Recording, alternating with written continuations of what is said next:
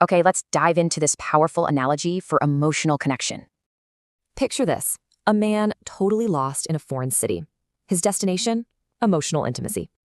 But here's the catch. Society never taught him the local language, vulnerability. In fact, he was just told real men don't need to ask for directions. So what happens when the map you're given is just plain wrong? It's this huge contrast, right? What society expects versus what people actually need emotionally. And get this, experts say men often lack the words, even the permission for emotional expression. And our stories don't help. We always get the hero, but where's the wise guide? The result is that guys get stuck, aspiring to be strong but just feeling lost. So, can he just learn from the street signs? Well, science says it's not that easy. It all comes down to a concept from psychology called reinforcement learning. A 2024 study looked at this exact link: language skills and learning from feedback. And the results were crystal clear. Better language skills meant you learned way more accurately. So, our lost man can't learn from the signs because he literally doesn't speak the language. But what if he had a different tool? Like a GPS that doesn't need language at all? See, the old map was all about the destination. The new map is about the journey. Tools like Lego work by bypassing words. They help you connect through shared action instead. This creates a safe space. You connect through doing something together, not just by talking. It makes you wonder, right? What other essential languages are we all failing to teach? Today we're diving into a submitted white paper, The Architecture of Authentic Connection. It uses creative coding and robotics to frame attraction as a function of structural integrity between what it calls dynamic and static agents. It's a really ambitious piece. I mean, building a whole ontology for attraction like this. The framework is there, it's deeply considered, but I think to really maximize its impact, we have to make sure the metaphors land as, unassailable functional realities. Okay, so where do we start? Let's start with the dynamic agent, how he's portrayed. Right. So a key theme here is this rejection of performative social scripts, specifically the scripted gay man who adopts the female narrative. The paper calls this encryption. That's the perfect starting point, but I think the paper's characterization of the dynamic agent, the gardener or the bilingual man, it risks reinforcing the very stereotype it's trying to dismantle. Ah, okay, so that's a subtle, but that's a really critical weakness. It is. The source material critiques that archetype for just, putting female stereotypes inside of gay male bodies. So if the paper equates the bilingual man with just a failed UI, a bad simulation, then the gardener isn't an authentic agent. He just becomes a correction of the stereotype. and that weakens the whole synergy. It makes the gardener's value feel reactionary instead of, intrinsically superior. Precisely. So the suggestion here is to really differentiate the gardener from that scripted gay archetype. And you do that by grounding his improvisation, his imperfection, in those concepts of the living map and avoiding affol. Okay, let's clarify those terms for a second. We're deep in the jargon here. The distinction between affol and, what was the other one? Vajval. Bijval, right. Absolutely. So affol is the static outcome. It's the waste, the finished product, the end. Bijval is the constructive doing, the ongoing process, the live input. So the gardener needs to embody Bijval. Exactly. And reframing it that way establishes him as this superior, anti-performance form of masculinity. It aligns him with, say, the wise old man or the elder archetype, which, society rarely models for us. I see the ambition there, but is there a risk we're just swapping one stereotype for another? Moving from a performance of youth, the hero, to a performance of maturity, the elder? That's a necessary challenge, and the paper needs to defend that choice. The point of using the wise old man isn't as a stereotype, but as maybe the only metaphor we have for being anti-outcome focus. Okay. The elder archetype values the continuous act of tending, the gardener, not the conquest, not the goal. So the paper should frame the gardener's function, which it calls semantics and the glitch, as a declaration against that societal failure. So you're linking the gardener's process focus directly to a larger social or narrative gap? Yes. And for some concrete examples, in Section 3, you could explicitly reject the pressure of eternal youth and the whole performative hero thing. The hero is fixated on the roof, on the appearance. But the gardener. The gardener is defined by the ongoing work on the foundation. His value is in the live input. It represents the process, the bival, of the relationship itself. He's actively avoiding the static state of off-haul that you get when you're chasing that scripted gay simulation. Which is all about the finished, marketable product. Right. And this move, it elevates the gardener from just an improviser to the necessary test case. He's the one who validates the coder's structural integrity. So it proves the interaction is about function, not fiction. He's not performing, he's testing the architecture. That's a huge shift. It makes him functionally essential, not just a nice compliment. Exactly. And that actually leads us right into the second critique, moving from the agents themselves to the physics of the connection. We need to bolster the computational framework with a neurobiological kernel. Okay. The paper makes a really strong case for the coder's handsomeness being the visual output of a system running with high-fidelity structural integrity. It's a logical claim, a little provocative maybe. It's laid out very clearly, but I do wonder, to really justify a title like Computational Framework for Attraction, I think the paper has to move beyond metaphor, beyond robotics and architecture. It needs the biology. It needs to explicitly introduce the biological kernel that's actually driving the mechanism. Without it, the coder's integrity just feels like a highly rationalized preference. That's the gap right there. The why. Why is his handsomeness not just preferred, but biologically necessary for the gardener? The paper kind of skips that step. Exactly. It needs the biological proof that connection is the default state. That's how you move from just assessing structure to proving functional necessity. So the suggestion is to integrate the physics of attraction into the biological reality of the DNA binary map. Specifically, that mechanism the source calls hot archeals. Hot archeals. Okay, let's unpack that. What does bringing that mechanism in actually do for the framework? Well, it explains the positive feedback loop. It frames the coder structure as the signal that resolves the partner's built-in expectation of conflict, what the paper calls high T or static noise. So the handsome coder is basically biological proof that separation is an illusion. The brain expects a threat, and instead it gets Crystalline clarity. exactly. This feels like it needs its own space. Where would you even put this to have the most impact? I think a short subsection, maybe in the conclusion, or even right after Section 1, and focus it on positive prediction error. This is where you bring in the chemistry. So defining the coder symmetry as objective proof of the The authentic male operating system, the AMOS, the bug-free blueprint. Let's use an analogy here, just to make this really stick. What is the prediction error, practically? Okay, think of it like this. The dynamic agent, the gardener, he expects conflict. Based on a lifetime of experience, he's anticipating ambiguity, a wall, that static noise of the old map of relationships. That's his prediction. High-fidelity signal, the symmetry, the integrity. And the brain gets this massive, unexpected positive signal. The resolution of the conflict. Exactly. And that positive prediction error creates a huge dopamine release. It resolves the conflict chemically, and it proves that this connection is neurologically superior to just being in isolation. That's powerful.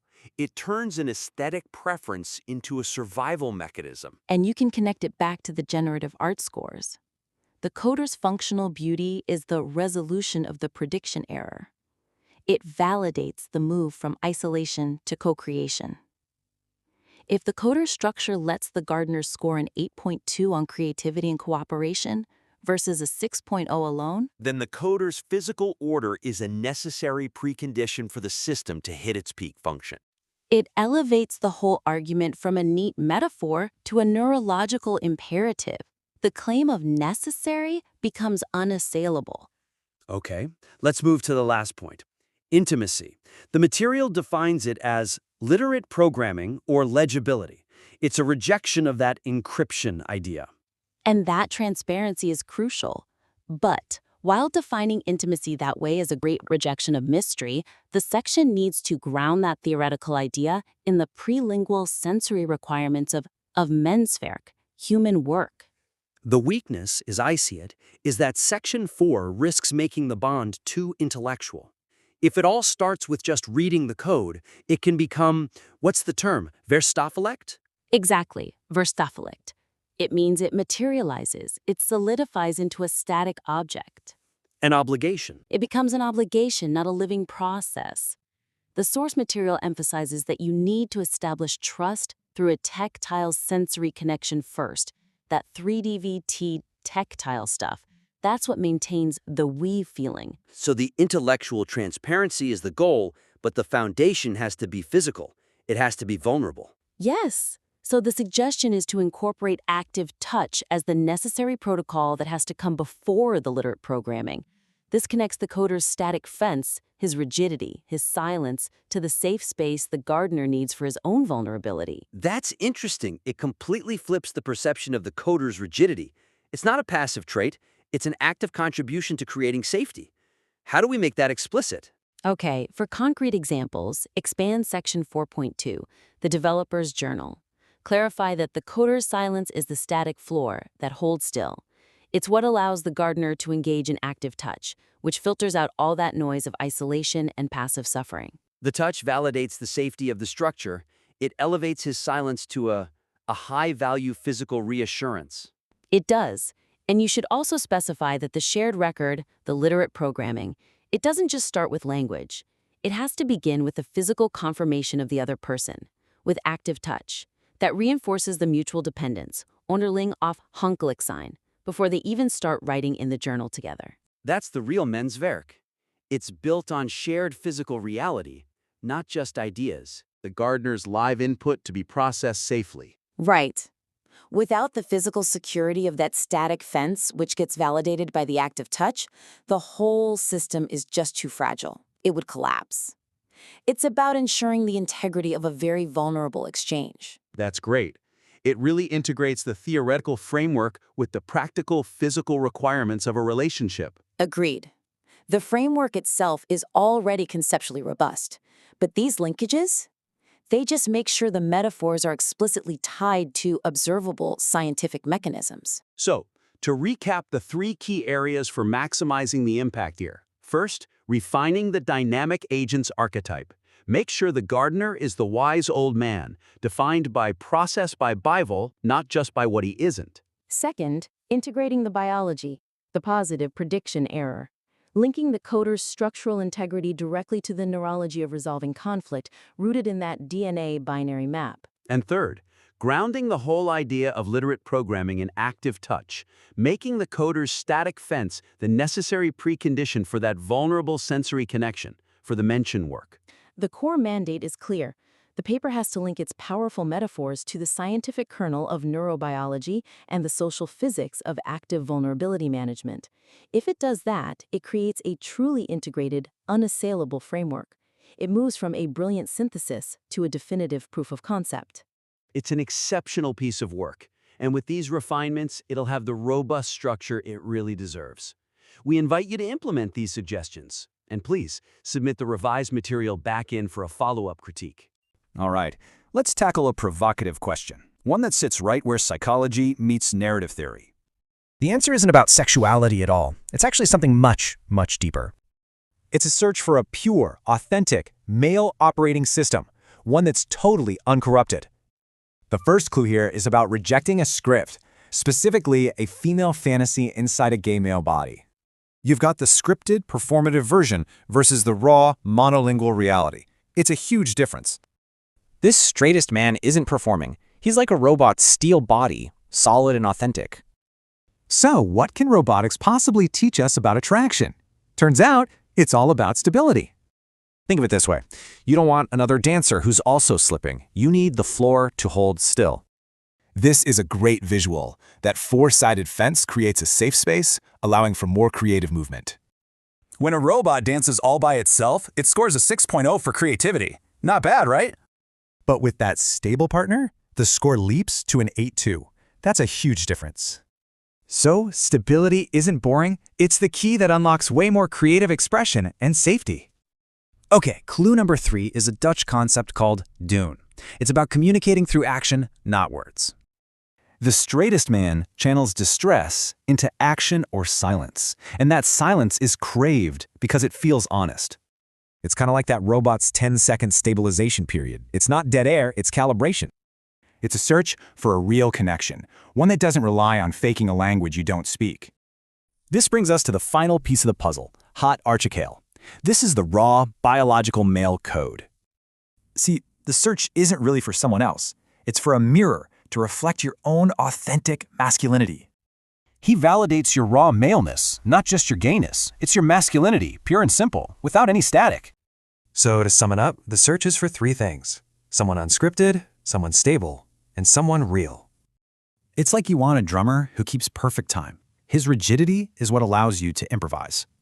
So it makes you wonder, is the search for another person really just a search for ourselves? All right, today we are going to dive into a completely different way of thinking about relationships. Seriously, it's a model that tosses out all the old fairy tales and instead borrows its logic from the world of creative coding.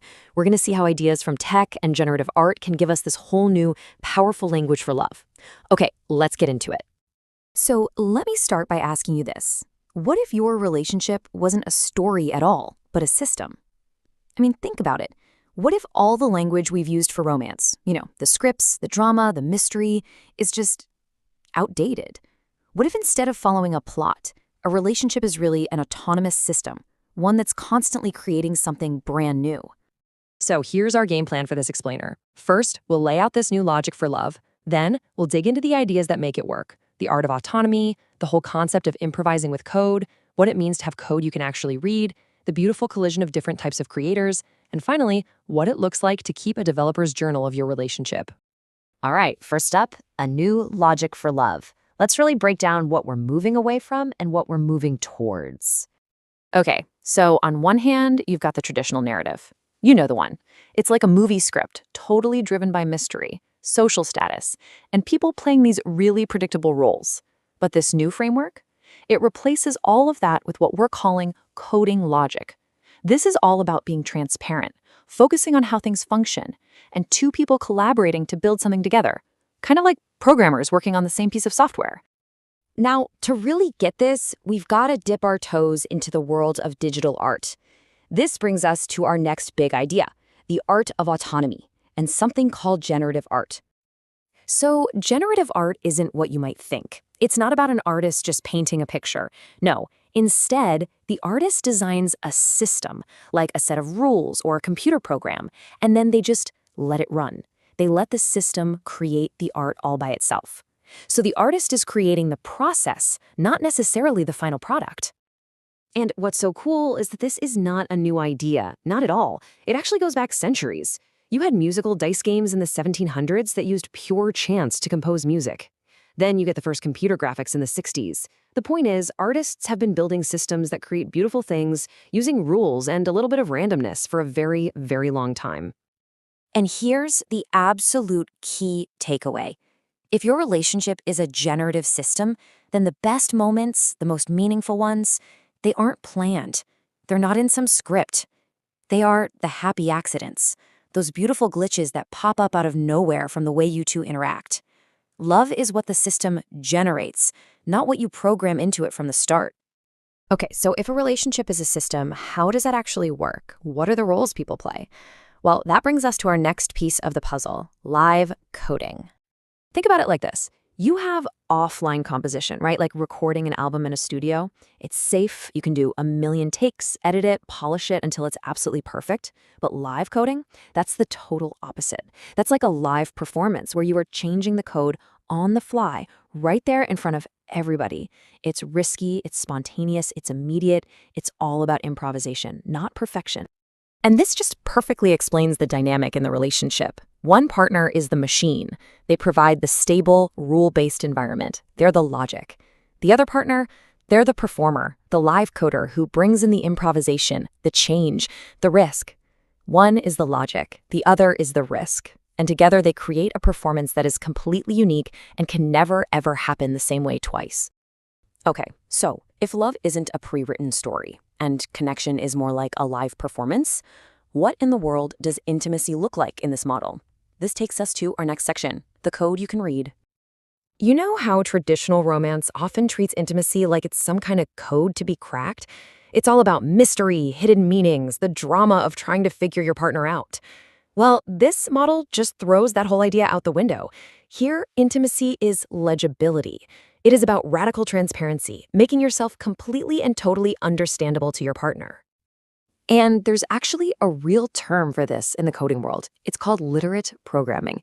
It's this whole philosophy that says you should write code mainly so that other people can read and understand it. The goal isn't just to make the computer do a thing, but to explain how it does the thing in plain language. So in this system, the ultimate act of love, of trust, is to hand your partner your personal documentation. It's like saying, here is my source code. This is my operating manual. Read me. It is such a profound form of respect. You're treating your partner like a fellow developer who's smart enough to understand how you actually work, not just some user who needs a simplified interface. So we have these two roles, right? The machine and the performer. But how do their styles actually mesh? Well, let's look at what happens when two very different types of creators come together, the architect and the gardener. What this table shows us is that this isn't a competition, it's a partnership. You've got the architect who plans everything out and wants to minimize surprises. And then you have the gardener who loves the unexpected and discovers things as they grow. One provides the structure, the other brings life to that structure. You need both. And that brings us to our final section. When you put all these pieces together, what do you get? You get a completely new way of thinking about a relationship's history. You move away from the story and you start keeping a developer's journal. So to wrap this up, just think of it like this. One partner is the canvas. They're the stable foundation, the machine we talked about. They provide that consistency, that structure that allows for something new to be made. And the other partner, well, you are the paint. You're the dynamic part, the performer who brings the action, the color, the life, and the art to that study canvas. So in the end, this model just gets rid of the old, predictable scripts. There's no fairy tale ending to follow. There's only the developer's journal. It's not a story, it's a living document, a shared record of two people building, creating, and solving problems together, all within a system built on transparency and a really dynamic partnership. And that really leaves us with one final thought. If we start seeing our relationships not as stories that we just live out, but as shared programs that we are actively writing every single day, it really makes you wonder, doesn't it? What is the most beautiful, the most complex, the most surprising thing you and your partner could code into existence together? Welcome to the debate. So today we're going to be digging into the functional relationship between creative agents, specifically in computational systems.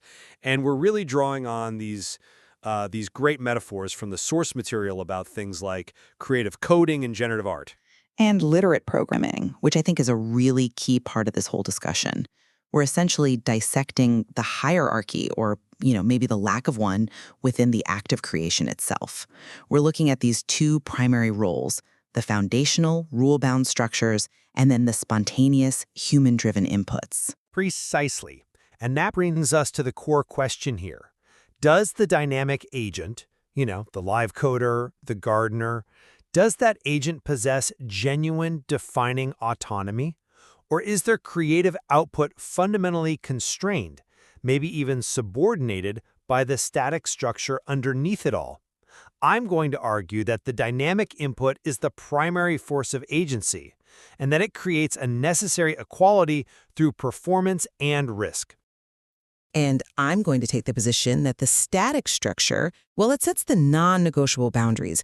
It's the absolute law for any creative output. So that apparent freedom of the dynamic agent is, when you look at it structurally, just an elegant exploration inside a set of predefined limits. Okay, so my argument really starts with the definition of agency itself. And for me, it rests squarely with the dynamic agent, who is the active performer operating on a structure that is, by its very nature, static. The material is very explicit that this isn't a passive role. It reframes it as the live coder or the gardener. The structure itself, the base code, is just the machine. It provides the rigid, Turing-complete language and the environment. It just follows rules. And without that human intervention, that dynamic input, that machine is, well, it's just a silent, inert box. I see why you think that, and the live coders certainly looks active. But all of that activity depends entirely on the machine's existence. And that reliance, that fundamental dependency, establishes an inescapable hierarchy. The static agent, the architect, is the necessary precondition. He's the blueprint, the one who plans everything methodically to minimize surprises, and more importantly, ensures the system has structural integrity. But the value is in the performance. The live coder is the performer who introduces risk through improvisation and spontaneity, by making live edits to the source code while it's running. The material even calls the dynamic agent the jazz musician playing over the machine's boring mechanical beat. So the equality isn't just restored, it's required, because one provides the logic, the structure, and the other provides the risk, the life, the unexpected outcome. You need both to get art, but only one of them is actively creating in the moment. I'd frame that jazz musician analogy a bit differently. The dynamic agent's improvisation is only possible over a given, already known framework of chords and harmonies. The machine is the interpreter, and the live coder has to obey the laws of that interpreter. When we talk about a system based on a Turing-complete language, that isn't just rigid, it's an absolute boundary of what is computationally possible. The static agent defines the entire universe of what can happen. The live coder's apparent freedom is just a very sophisticated exploration within fixed limits set by the architect. Okay, but let's focus on the mechanics of that exploration for a second, because this is where we really define agency. For me, the ability to introduce risk, and it's described as being riskier than offline composition, that is the definition of agency in this context. How so? Because when the imperfect human touch, and the sources say, mistakes are what make art human, when that crashes into the perfect logic of the machine, it produces something generative, something unique, something fundamentally non-repeatable. This spontaneous creation is the source of meaning in the system. It elevates the machine from a predictable utility into a performance, which is designed to surprise. The static agent, the machine, it just can't do that on its own. That's a compelling point about generating meaning, I'll give you that. But the source of that risk is entirely conditional. The risk only exists because the static agent provided a static fence or a steel body that's capable of handling that collision without a catastrophic failure. I mean, think of it this way. The live coder is doing open heart surgery on the code. If the underlying logic, the structure, were fragile or badly engineered, the improvisation would just lead to an instant collapse, not art.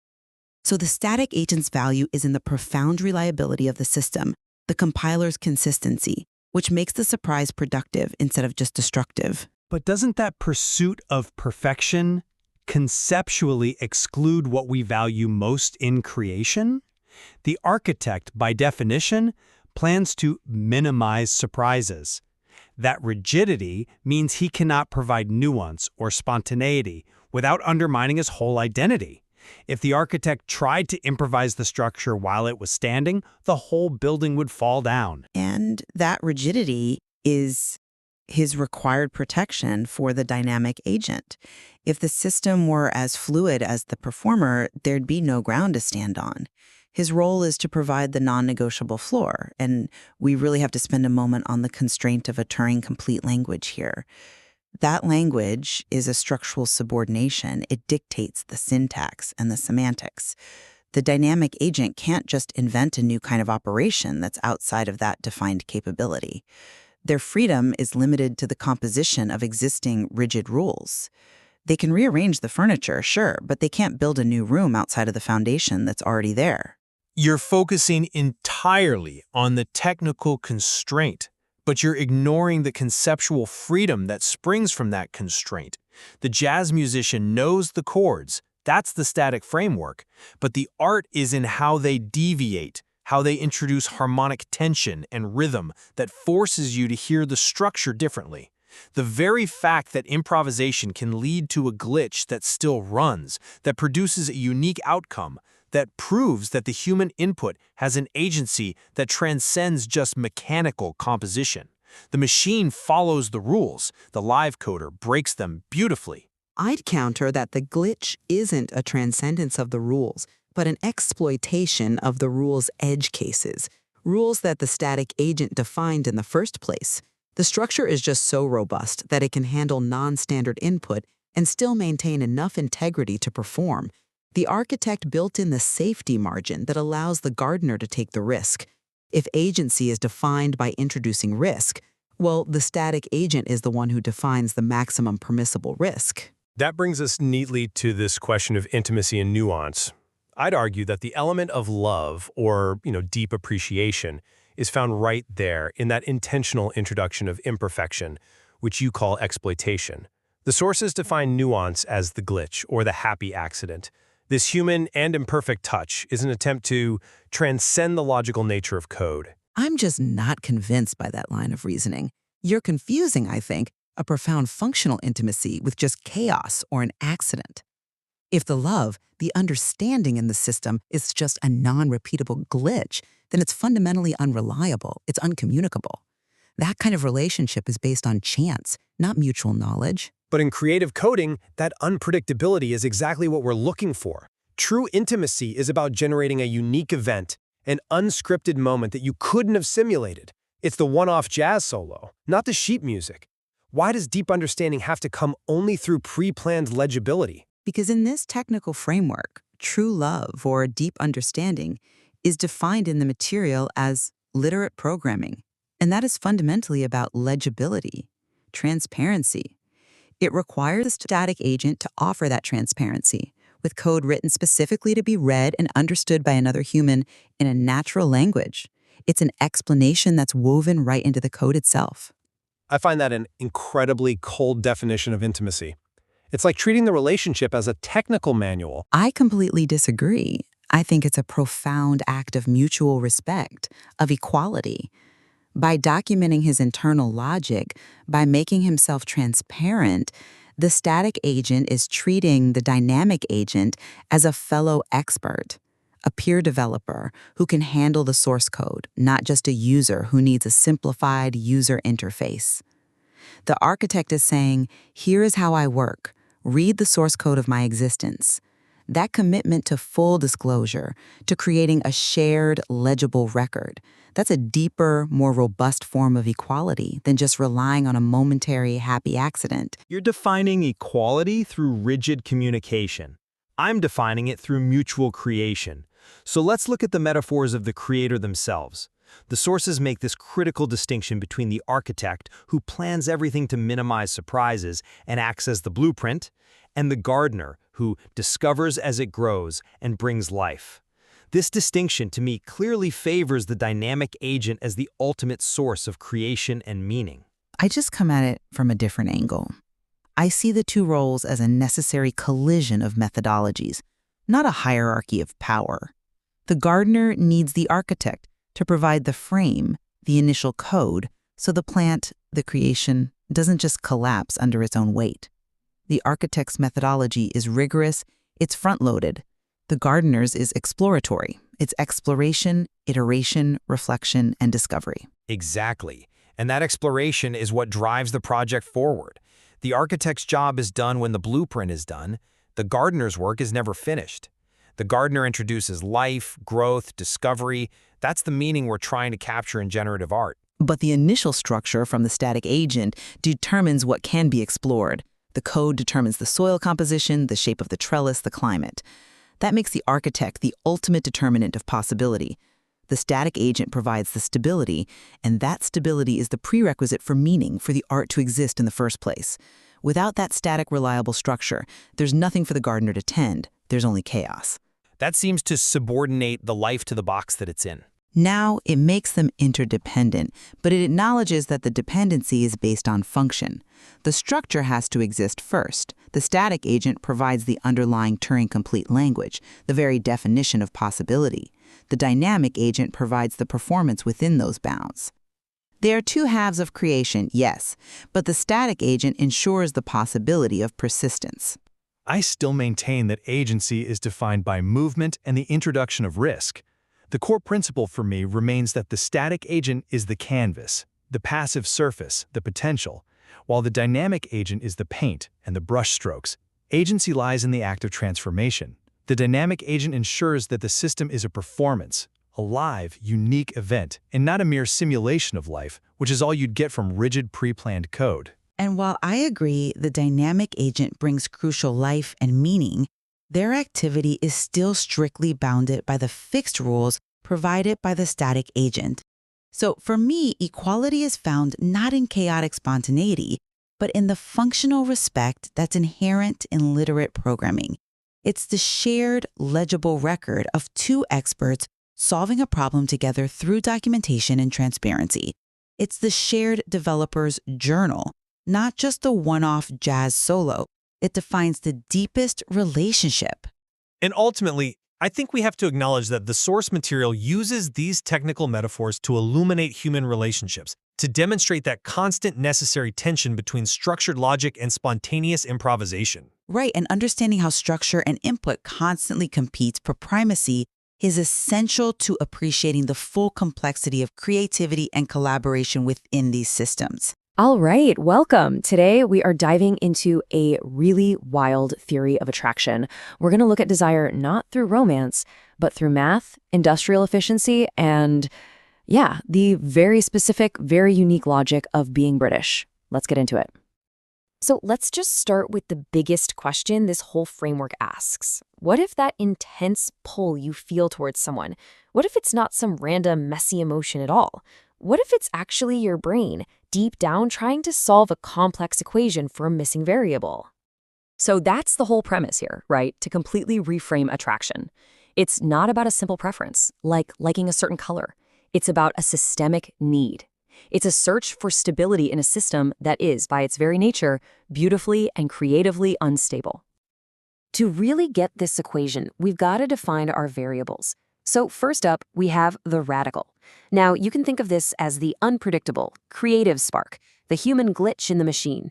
It's all that emotional complexity that makes life worth living, but it also makes things, well, structurally kind of wobbly. And this is where it gets personal, because in this equation, you are the radical. You're the one carrying that glitch, that dynamic, chaotic, valuable energy. But here's the problem. In any system, whether it's math or a relationship, if you put that chaos at the foundation, in the denominator of the fraction, the whole thing becomes unstable. It's almost impossible to build on. Okay, so this right here, this is the absolute pivot point for the entire theory. It all comes down to one single word, rationalize. But we're going to unlock two really powerful systemic meanings of that word that completely change the game. First things first, I want you to completely forget the common psychological meaning, making up an excuse for something. Just throw it out. We are not talking about that. Instead, we're grabbing two totally different definitions, one from industry and one from mathematics, and both are about one thing, restructuring a system to make it stable and efficient. So let's start with that first definition. And this is where it gets really interesting, because it's not just a general idea. It's tied to a specific cultural context. We're talking about the British definition, and his nationality isn't just some random detail. It's literally the key that activates the entire logic.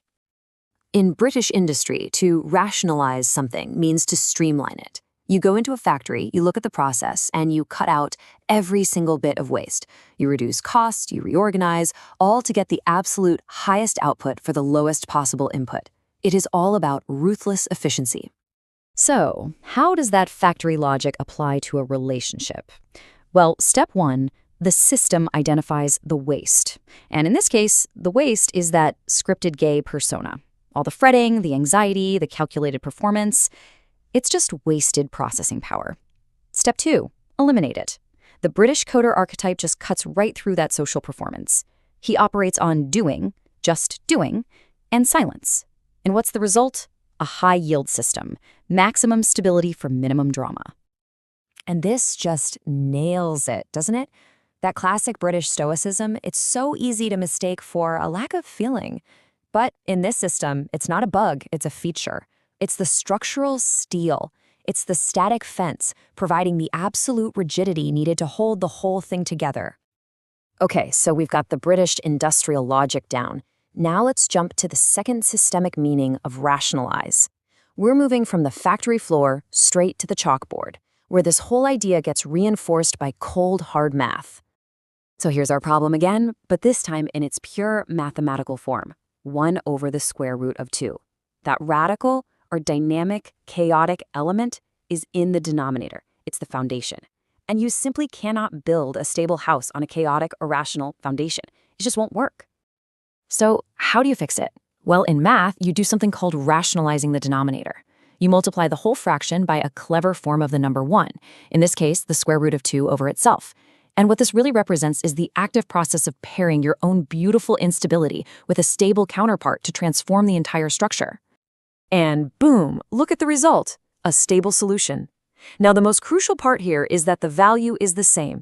You are still you. You haven't lost a single part of what makes you dynamic. But the form is completely stable now. The radical, your chaos, has been moved out of the foundation and up into the numerator. It's not a structural problem anymore. Now it's an expression that gets to rest on a solid integer foundation. So you might be asking, why do all this? What's the point of stabilizing the equation? Well, this is where it all comes together. This is where that deep need for stability actually transforms into a creative purpose. Just look at this comparison. When you have one dynamic agent, one chaotic system plus another, the result is interference. It's just noise. It's drama. They just amplify each other's instability. But when you take a dynamic agent and pair it with a static one, something totally different happens. You don't get noise. You get clarity. You get art. And this brings us to what might be the perfect analogy for this whole thing. Think of him, with his British efficiency and his structural stillness, as the flat British coastline. Solid, unmoving, an integer. And you are a complex, beautiful, high-frequency wave. You are the radical. And this right here, this is the solution to the entire equation of desire. The attraction isn't just a simple preference. It is a logical, systemic drive for a productive, creative result. When your dynamic energy crashes against his static form, it doesn't just dissipate into noise and chaos. It resolves into a clear, beautiful pattern. It actually creates something new. So that leaves us with one final thought to mull over. If attraction is really a subconscious calculation, a drive for stability and creation, then what equations are you trying to solve in your own life? Let's talk about the word rationalize, but probably not in the way you're thinking. What if the way we usually use it is just scratching the surface of its real power? We're going to look at this one word through 3 totally different lenses: psychology, business, and math. First up, the one we all know, the psychological version, where it's all about making excuses. It's basically finding a logical reason for a decision that was purely emotional. Sound familiar? Okay, but what happens when we stop talking about a person's feelings and start talking about a system? In business, to rationalize is to streamline everything. You're cutting out the expensive drama for pure efficiency. This means reorganizing the whole operation to get rid of waste. It's about building a stable system. Now, here's where it gets really interesting. Let's forget excuses and jump into pure math. In math, to rationalize is a literal cleanup job. It's about removing the radical to simplify things. See, you can't build on an unstable, irrational foundation. You've got a radical at the bottom. So you follow a clear, logical process. You have to change the form to make it stable. And boom, you get a clean, rational integer in the denominator. The foundation is now solid. So look at the 3 side by side. You can justify, streamline, or you can simplify. The takeaway? It's all about context. The word doesn't change, but the world it's in does. It makes you wonder, what other words have these hidden structural meanings we're missing entirely? All right, so today we're diving into a really unique way of looking at human attraction. It's a framework that pulls its logic from some pretty unexpected fields, things like robotics, creative coding, and even biology. The whole idea is that connection isn't some kind of magic. It's more like physics. Let's get into it. And it all starts with this simple, almost kind of absurd question. What on earth can a dancing robot teach us about something as complicated as human connection? Well, it turns out a whole lot. And the answer isn't in emotion, but in physics and cold hard data. So, first things first, we've got to reframe how we think about this. This model suggests that attraction isn't some unknowable mystery. Instead, it's a system that has underlying predictable rules, almost like its own physics. Okay, to really get this model, we have to separate the interface from the system. So think of it this way. The interface is like the roof of a house. It's what you see, the appearance, the decoration. It's a simulation that's really just meant to be looked at. But the system, well, that's the foundation. That's the real structure, the physics of the house, the part that actually needs to be solid and tested.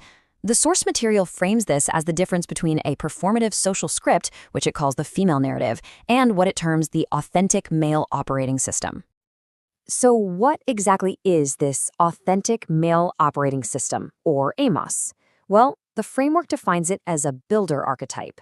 This is someone whose value comes from function, from actually doing things, not from just putting on a social performance. It's not about looking the part, it's about whether the underlying structure is sound and functional. Now, this is where it gets really cool. This is where the robots come in, because the data we get from robotics gives us this powerful, concrete model for why that structural stability is so absolutely crucial. So get this, researchers gave an intelligent robot a task. Create a dance. All by itself, experts scored its performance a 6.0 for creativity. Not too shabby, right? But that number is just our baseline. But then, they took that exact same robot and had it collaborate with a human dancer. And boom, the creativity score jumped from a 6.0 all the way to an 8.2. That is a massive improvement. So why? What was the big change? And when you see it visually like this, it really hits home. This huge jump in creativity is the key insight here. The collaboration unlocked a potential that was literally impossible for the robot on its own. The breakthrough wasn't about making the robot more complex. It was simply about giving it a partner to interact with.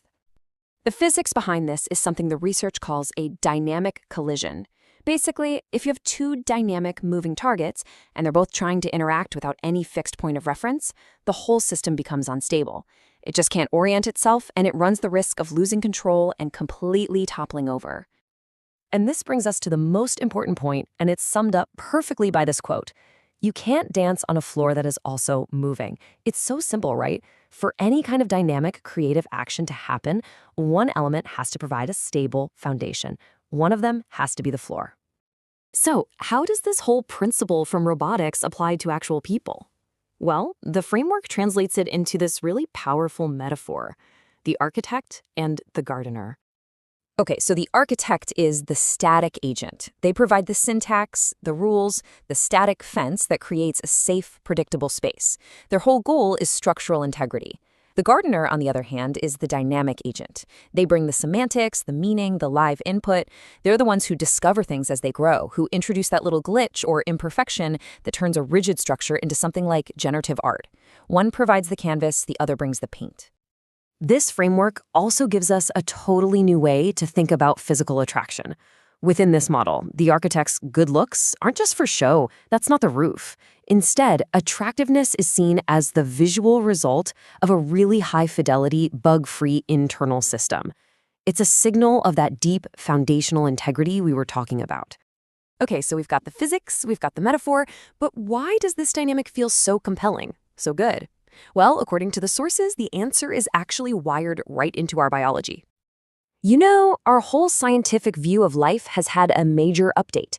The source here points to an old map that saw life in these separate domains, creating walls and competition between organisms. But the new map, based on modern genetics, is completely different. It shows that we're all just nested inside the same huge family tree. Biologically speaking, that suggests separation is just an illusion. Our default state is actually connection. And this biological reality can trigger this incredibly powerful thing in our brains called a positive prediction error. Here's how it works. Step 1, your brain expects isolation. Think of it like the annoying static noise of a problem, like an irritating rash. Step 2, but what you get instead is reality. You experience connection, like the active, helpful touch of a doctor. Step 3, Because reality was so much better than what you expected, your brain releases a flood of dopamine as a reward.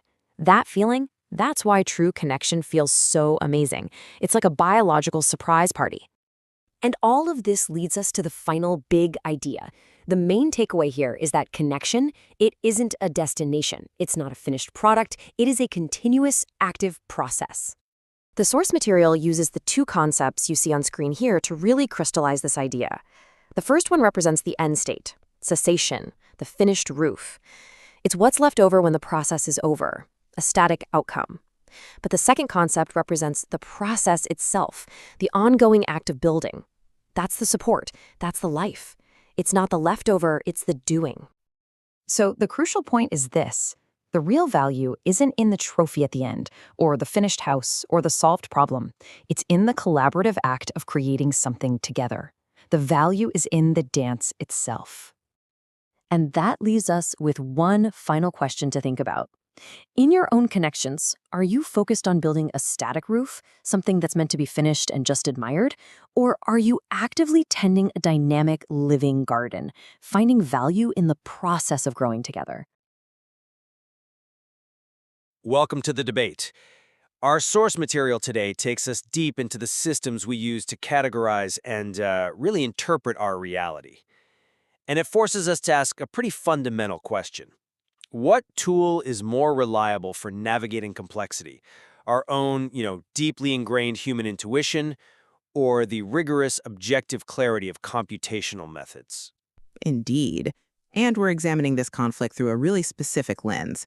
The source material outlines this scenario of profound social complexity, the search for what it calls the authentic, competent coder amidst systematic meeting game interference.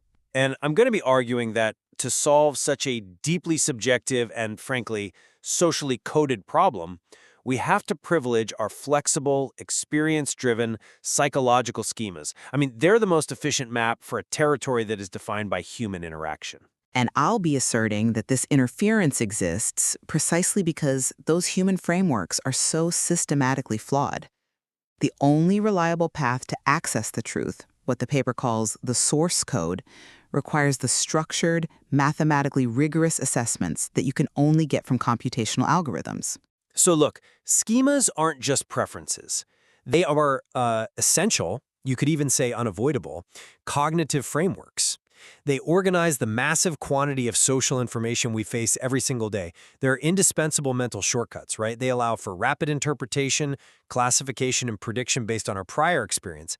In the context of the white paper, they are the key mechanism for reading the user interface of the social world.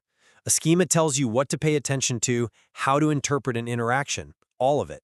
And this isn't just about social organization, it's foundational to intellectual progress itself. I mean, just consider the historical shift in mathematics. In the 19th century, the focus moved from mere calculation to formulating and understanding abstract concepts and relationships, formalizing things like set theory. This mirrors the essential function of a schema, prioritizing the structure of the concept over the rigidity of the procedure.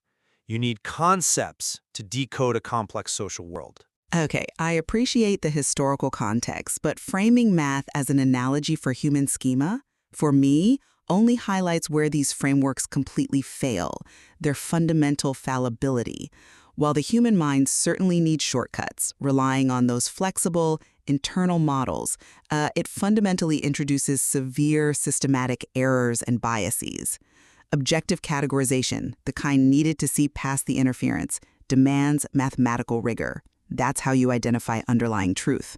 Computational methods, specifically something like cluster analysis, group data points based on quantifiable, verifiable similarities.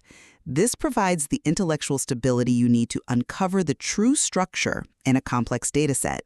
We use this for everything from segmenting markets to processing imagery tasks, where just relying on intuition would introduce, well, crippling noise. And crucially, algorithms offer a precision that's tailored to the data. You have k-means for spherical clusters, model-based methods for known probability distributions, density-based methods for irregular shapes. This technical specificity lets us identify the competent coder based on his objective traits far exceeding the general and frankly highly bias-prone nature of our subjective expectations. I'm sorry, but I just don't buy that subjective cognitive frameworks are the most reliable path forward here, especially when we know they're designed to fail in predictable ways.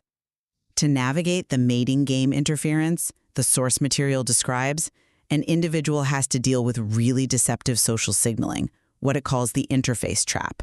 And human intuition, which is driven by these type 1 fast processing heuristics, guarantees systematic errors in this exact scenario.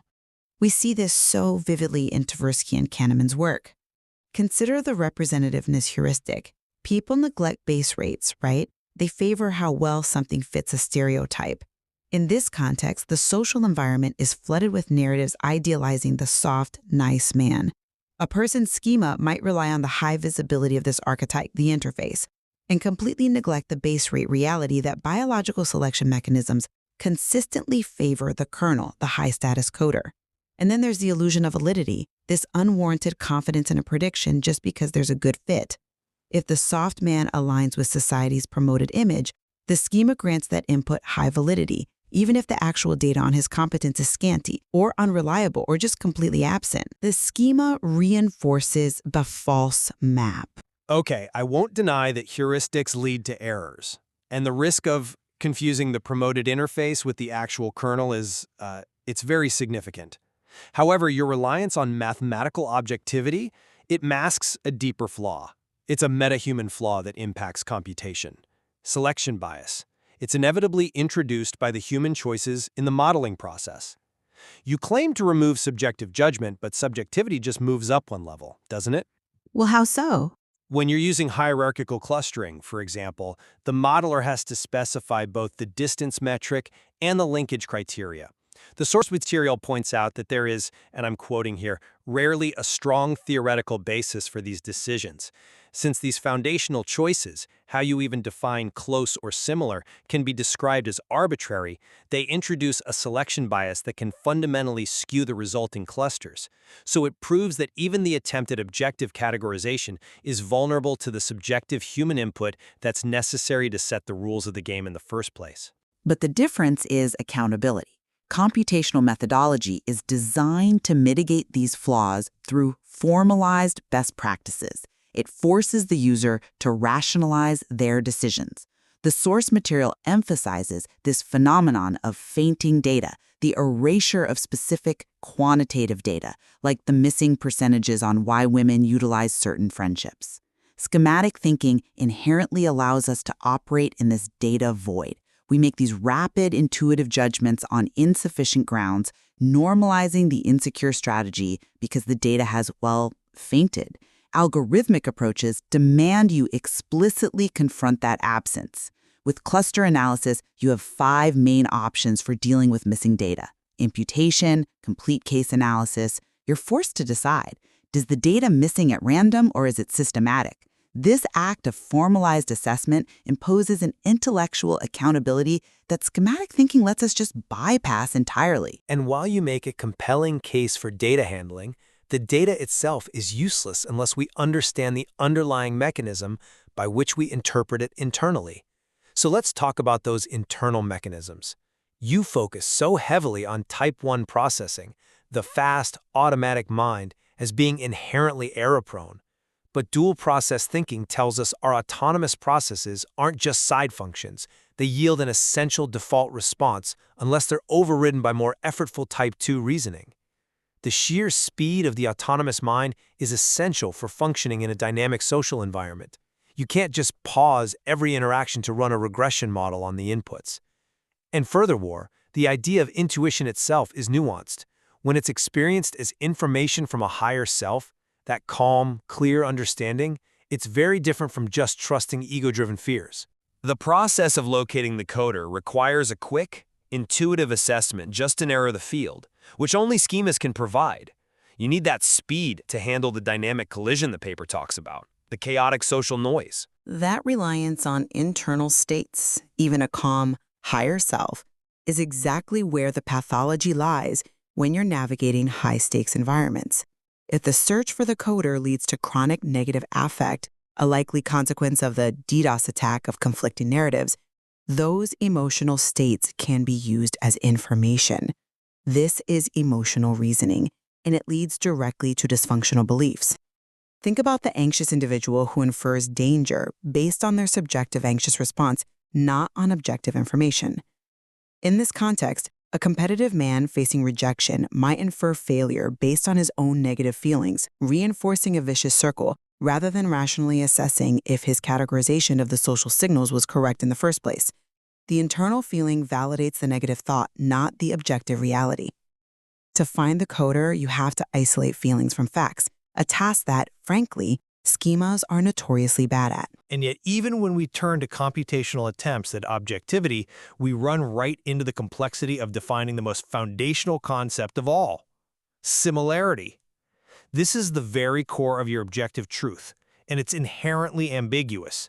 Data mining, embedding models, they rely on multiple similarity measures: Euclidean distance, cosine similarity, dot product similarity. These are not interchangeable. If you use the wrong one, the entire analysis is flawed. The basic rule requires matching the metric to the one used to train the embedding model. This shows that the foundational definition of similarity, what constitutes a competent coder in mathematical terms, is intrinsically a context-dependent, expert choice. Your objectivity rests entirely on a subjective starting point. But that technical detail only reinforces the need for structure of logic, the code book that paper mentions. Intuition cannot manage that level of definitional precision. The shift in mathematical thinking, the one you brought up, it celebrated the development of structural logic defined by operations and axioms. That's the logic necessary for navigating technical fields and, by extension, for discerning truth in a social system that's riddled with performative synthesizers instead of reliable drummers. We need the structural static fence that logic provides to manage the dynamic collision. Intuition just fails when you're tackling problems of ever greater complexity because it can't maintain a rigid codebook. But complexity is never purely technical.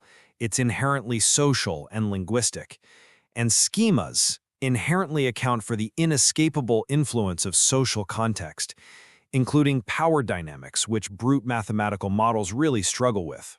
The white paper notes this when discussing multinational teams. The very structure of a language shapes the perception of power. In formal languages, the pronoun for you changes based on status. English, with its uniform you, restricts that.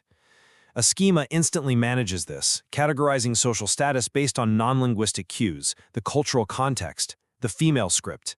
A pure data model fails to capture this implicit hierarchy that social survival so often relies upon. And the ultimate solution, as the material suggests, isn't simplicity, but integration. The most adaptive flow comes from maximizing complexity and achieving integration between these systems. The competitive man has to be bilingual, fluent in both the female script of schemas and the male code of logic, to truly find the coder.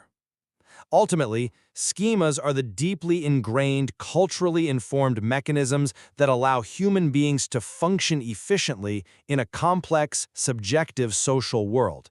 They provide rapid classification, forcing us to prioritize conceptual understanding over rigid calculation. And this prioritization of concepts has historically driven intellectual progress, and I think it remains the necessary prerequisite for decoding nuanced social reality and locating the authenticity of the source code. However, the undeniable fact that our cognitive processes are plagued by systematic, chronic biases, from the illusion of validity to emotional reasoning under stress, necessitates the use of external, quantitative categorization systems. Relying on mathematical rigor and algorithmic clarity is, I believe, the only reliable path to producing objective, verifiable insights and overcoming the profound subjective distortions inherent in the false maps provided by social interference. What the material really reveals, I think, is that whether your categorization is driven by internal cognitive necessity or external mathematical validation, both systems ultimately demonstrate a vulnerability to underlying assumptions or biases, whether it's the arbitrary selection of a distance metric or the unconscious adoption of a flawed social narrative, the interpreter has to maintain constant intellectual vigilance to navigate complexity successfully. Based on the sources, yes, I agree with the premise that the ideal British male coder and non-insecure women provide the specific structural conditions necessary for the latent gay man to overcome the mating game's roof. The roof represents a cessation of growth, a state where the gay man is trapped in a user interface of performative softness and safety, preventing him from accessing the source code of authentic masculinity. Breaking this ceiling requires a phase reset that can only be achieved by removing social interference and introducing a rigid structural constant. Here is the breakdown of why this specific triad functions as the solution. ###1. The British coder as the latent gay man, conditioned to be nice and non-threatening, exists as a random point on the surface of a sphere.